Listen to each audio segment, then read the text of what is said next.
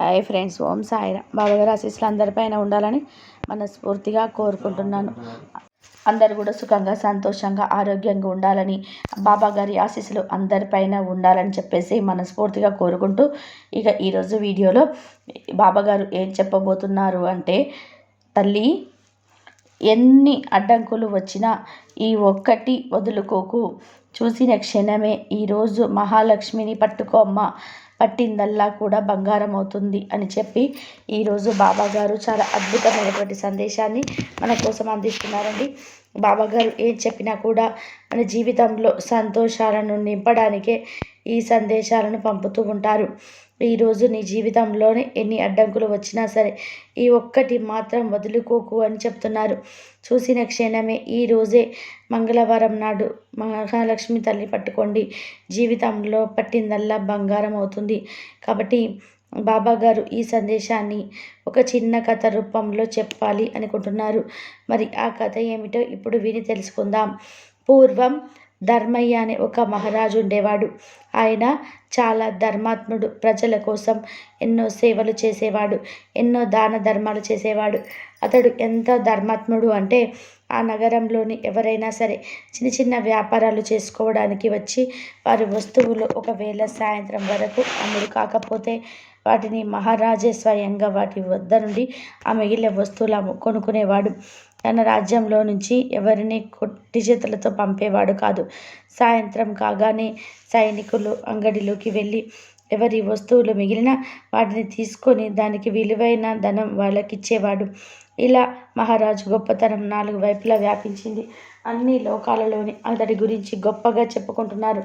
అలా విషయం యమధర్మరాజు కూడా తెలిసింది. ధర్మయ్య గొప్పతనం స్వయంగా తెలుసుకోవాలని ఒక పేద బ్రాహ్మణుని విదేశంలో ధరించి ఒక పాత పెట్టెను తీసుకొని అందులో చెత్త, పనికిరాని వస్తువులను నింపుకొని ధర్మయ్య రాజ్యంలోని అంగడిలోకి చేరుకొని వాటిని అమ్మే ప్రయత్నం చేస్తున్నాడు. కానీ ఆ పనికిరాని వస్తువులను ఎవరు తీసుకుంటారు? ఎవరు కూడా కొనుక్కోవడం లేదు. సాయంత్రం అయింది. అక్కడికి సైనికులు వచ్చి, ఓ బ్రాహ్మణుడా, ఈ వస్తువులను ఇంకా ఎవరు కొనుక్కోలేదా? అసలు నువ్వు ఏం అమ్ముతున్నావు? ఏదైనా ఉండనివ్వు. మహారాణి రాజు ఆదేశ ప్రకారం సాయంత్రం వరకు వస్తువులను అమ్మకపోతే మేమే వాటిని కొనుక్కుంటాం. ఈ పెట్టెలో ఏమున్నాయి? వాటి విలువ ఎంత అంటూ అడుగుతారు. అప్పుడు ఆ బ్రాహ్మణుడు, చూడండి, నేను ఇంత దరిద్రాన్ని తీసుకొచ్చాను, అంటే అంత చెత్తని నింపుకొచ్చాను. ఇది విలువ 1000 బంగారు నాణ్యాలు అంటాడు ఆ బ్రాహ్మణుడు జీవితంలో విచిత్రమైన మాటలు విని ఆ సైనికులు నవ్వుతూ, నీకు పిచ్చి పట్టిందా? ఆ దరిద్రాన్ని ఎవరు తీసుకుంటారు చెప్పు, దానికి ఏ విలువ లేదు అని అంటారు. అప్పుడు ఆ బ్రాహ్మణుడు, చూడండి, దీనికి ఏ విలువ లేకపోతే నేను దీనిని తిరిగి నా ఇంటికి తీసుకొని వెళ్తాను. అయితే మహారాజు గురించి నేను విన్న గొప్పతనం అంతా కూడా అబద్ధమే. మహారాజు ఎవరిని ఒట్టి చేతులతో పంపడు అని నేను విన్నాను. ఏది మిగిలినా కొనుక్కుంటాడు అని అనుకున్నాను అని అంటాడు. బ్రాహ్మణుని మాటలు విన్న సైనికుడు, నువ్వు విన్నది నిజమే. మహారాజు ఏ వ్యాపారాన్ని ఊరికే పంపడు. మిగిలిన వస్తువులను తప్పకుండా కొనుక్కుంటాడు. నువ్వు ఇక్కడే కొద్దిసేపు ఉండు. మహారాజుకు ఈ విషయం చెప్పి మేమే తిరిగి వస్తాము అంటూ ఒక సైనికుడు అక్కడి నుండి మహారాజు వద్దకు చేరుకొని ఇలా అడుగుతాడు. మహారాజా, ఈరోజు మన అంగడిలోకి ఒక బ్రాహ్మణుడు వస్తువులను అమ్మడానికి వచ్చాడు. అతడు ఒక విచిత్రమైన వ్యక్తి. అతడు ఒక పెట్టెలో చెత్తను నింపుకొని వచ్చి, ఇందులో దరిద్రం ఉండి దీనిని 1000 బంగారు నాణ్యాలకు అమ్ముతాను అని అంటాడు. అప్పుడు మహారాజు, వెంటనే మీరు వెళ్ళి అతడిని అడిగిన ధనం ఇచ్చి వాటిని కొనుక్కోండి, లేదంటే నేను ఇచ్చిన మాట తప్పవలసి ఉంటుంది. నేను ఎప్పటికీ కూడా మాట తప్పను అని అంటారు. ఇక సైనికుడు ఆ బ్రాహ్మణుని వద్దకు చేరుకొని, ఓ బ్రాహ్మణుడా, నీకు 500 బంగారు నాణ్యాలు ఇస్తాను. వాటిని తీసుకొని ఆ పెట్టెను మాకు ఇచ్చి ఆనందంగా నీ ఇంటికి వెళ్ళిపో అని అంటారు. అప్పుడు ఆ బ్రాహ్మణుడు, చూడండి, నేను దీన్ని 1000 బంగారు నాణ్యాలకు మాత్రమే ఇస్తాను. అంతకు తక్కువ నేను అమ్మను. నీకు ఇష్టం ఉంటేనే తీసుకోండి, లేకంటే ఇక్కడ నుంచి వెళ్ళిపోండి అని అంటాడు. అప్పుడు సైనికులు వెంటనే మహారాజు వద్దకు వెళ్ళి, మహారాజా, మేము ఆ బ్రాహ్మణుడికి 500 బంగారు నాణ్యాలు ఇస్తామని అడిగాము, కానీ అతడు వినడం లేదు. 1000 బంగారు నాణ్యాలు ఇవ్వమంటున్నాడు. ఆ పెట్టెలో అంత చెత్త దరిద్రమే ఉంది, దానిని 1000 బంగారు నాణాలకు కొనడం ఉచితం కాదు అని అంటున్నారు.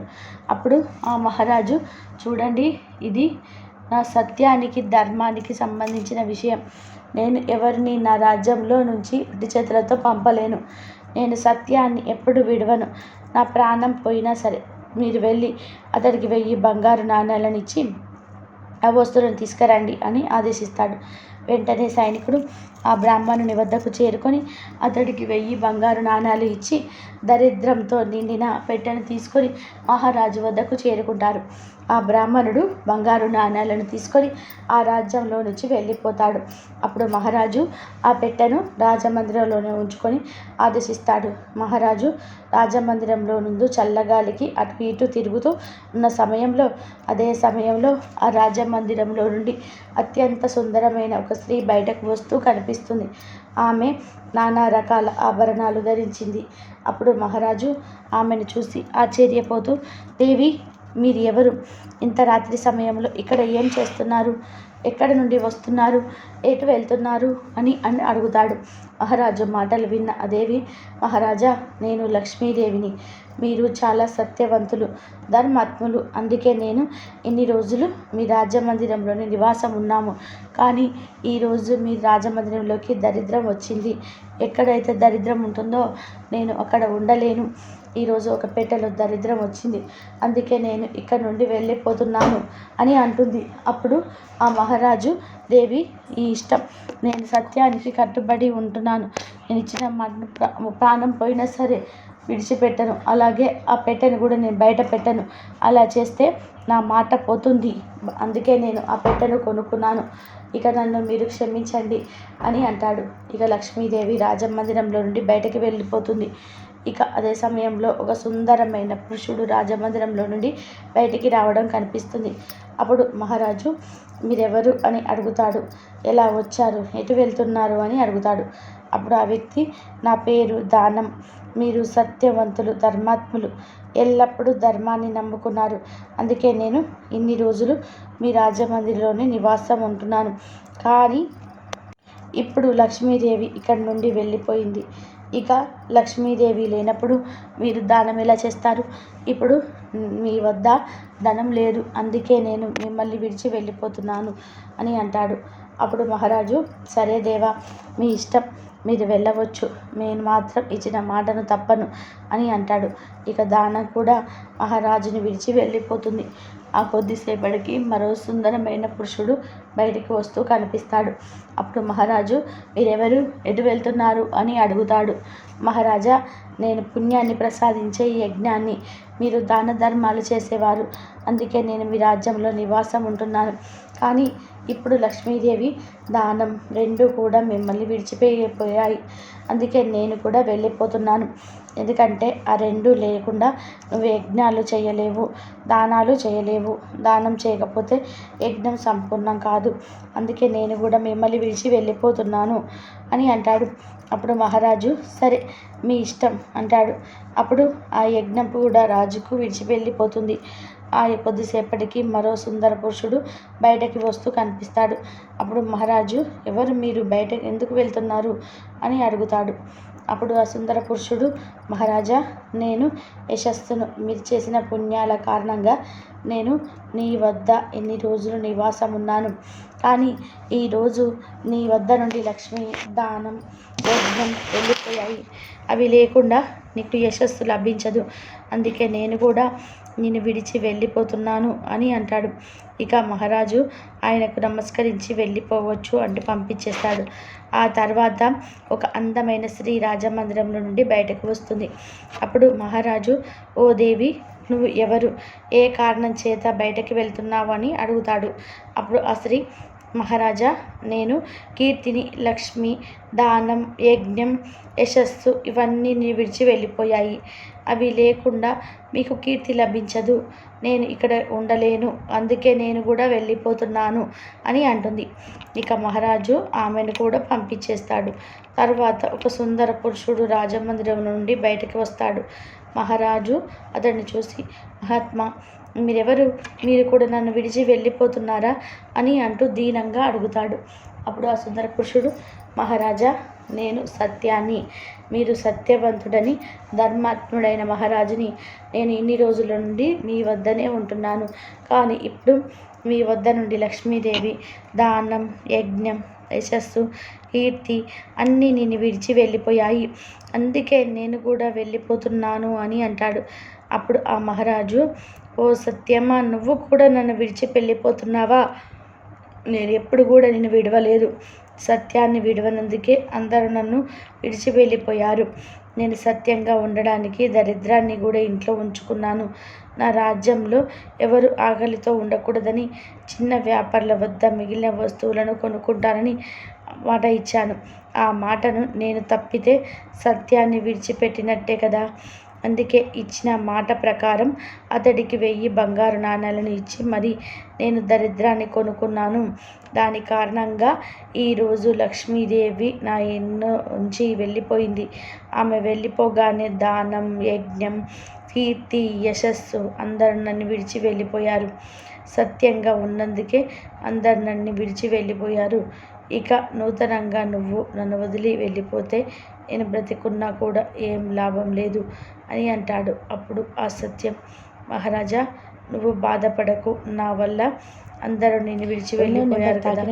ఇక నేను మాత్రం జీవితాంతం నిన్ను విడిచి ఎక్కడికి వెళ్ళను. నీతోనే ఉంటాను. నిజంగానే సత్యవాది, ధర్మాత్ముడు. ఇక నేను ఇక్కడే ఉంటాను అంటూ తిరిగి రాజమందిరంలోకి వెళ్ళిపోయాడు. ఆ కొద్దిసేపటికి ఒక అందమైన స్త్రీ అక్కడికి వస్తుంది. అప్పుడు మహారాజు, దేవి, నువ్వు ఇప్పుడే కదా వెళ్ళిపోయిన కీర్తి కదా, నువ్వు ఇక్కడ ఉండనని వెళ్ళిపోయావు, మళ్ళీ ఎందుకు తిరిగి వచ్చావు అని అడుగుతాడు. అప్పుడు కీర్తి, మహారాజా, నన్ను క్షమించు. నేను లక్ష్మి, దానం, యజ్ఞం లేకుండా ఉండగలను, కానీ సత్యం లేకుండా మాత్రం ఉండలేను.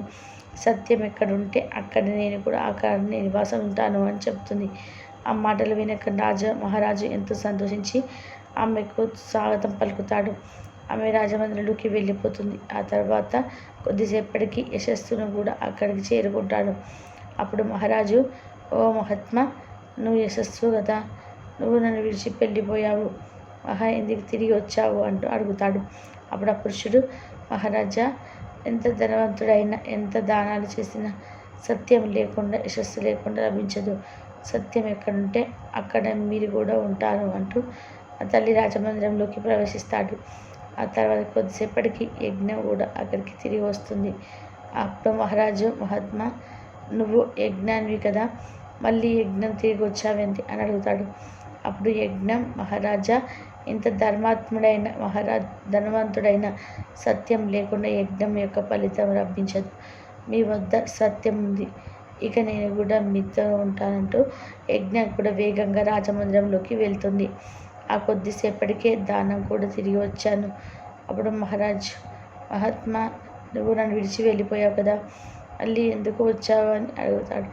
దానం, మహారాజా, నేను మిమ్మల్ని విడిచిపోయాను, కానీ మీ వద్ద ఇప్పుడు సత్యం, ధర్మం ఉంది కాబట్టి సత్యం ఎక్కడ ఉంటే నేను కూడా అప్పుడు ఇక్కడే ఉంటాను.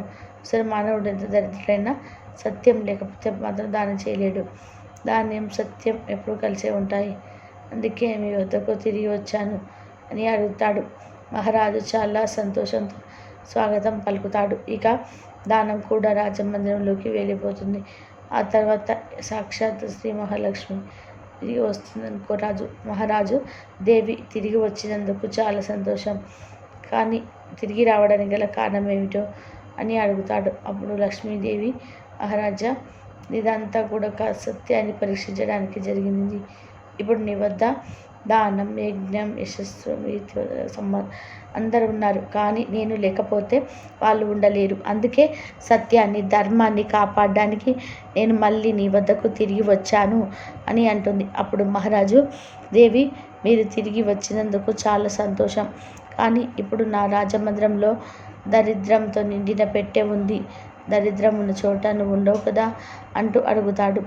అప్పుడు మహాలక్ష్మి, మహారాజా, నా కృప వల్ల బిడ్డ రంగు కూడా బంగారంలాగా మారింది అంటూ లక్ష్మీదేవి రాజమందిరంలోకి ప్రవేశిస్తుంది. లక్ష్మీదేవి రూపవతికి ప్రవేశించడంతో దరిద్రంతో నిండిన ఆ పెట్ట బంగారంతో నిండిపోయింది. ఆ కొద్దిసేపటికి స్వయంగా ధర్మరాజే బ్రాహ్మణుడి వేషంలో మహారాజు వద్దకు చేరుకున్నాడు. అప్పుడు మహారాజు, ఓ బ్రాహ్మణుడా, నువ్వు ఎవరు? నువ్వైతే నా వద్ద నుండి వెళ్ళలేదు కదా, ఎందుకు ఇక్కడకు వచ్చావు అంటూ అడుగుతాడు. అప్పుడు ధర్మరాజు, మహారాజా, నేను సాక్షాత్తు యమధర్మరాజుని. నేనే ఆ బ్రాహ్మణుని వేషంలోకి వచ్చి 1000 బంగారు నాణాలు తీసుకొని నీకు దరిద్రాన్ని ఇచ్చాను. కానీ నీ సత్యంతో నన్ను ఓడించావు, నువ్వు నన్ను మెప్పించావు. నీకేదైనా వరం ఇస్తా, నీకేం కావాలో కోరుకోమని అడుగుతాడు. అప్పుడు మహారాజు, దేవా, నీ దర్శనం వల్ల నా జన్మ ధన్యమైంది. ఇక నాకేమీ వద్దు.